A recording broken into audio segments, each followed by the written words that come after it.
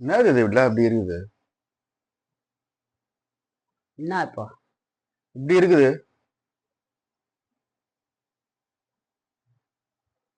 எல்லாம் பாரு.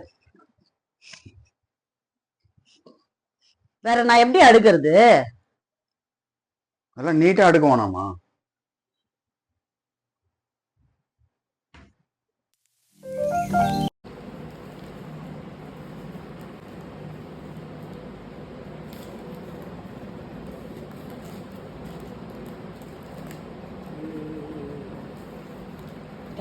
ஒழுங்கா கட் பண்ணு.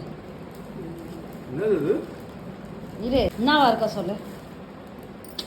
தெரியலையே. சொல்லு, ஒரு ஐடியா, கெஸ்ஸிங் சொல்லு. தெரியலையே. தெரிலன்னு சொல்றது ஒரு பதிலா? என்னவா இருக்கும் கெஸ் பண்ணுன்னு. பார்த்துட்டு கெஸ் பண்றது கிடையாது, பார்க்காம சொல்லு. பேக். அப்போ ஓகே, ரெடி.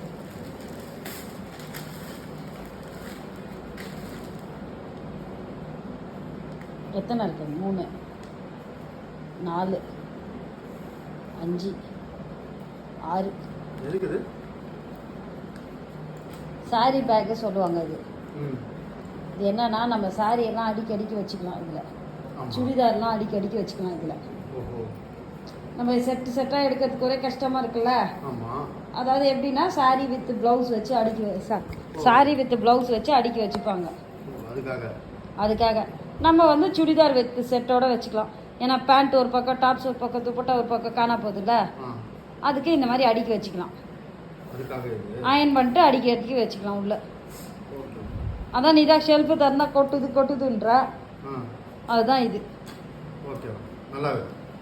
ம், super. Okay okay.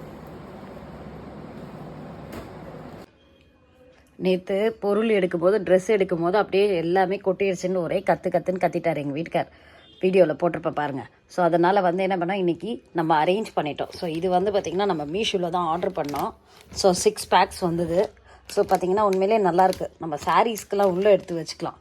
சாரீஸும் blouse inskirt ஒன்றா எடுத்து வச்சுக்கலாம்.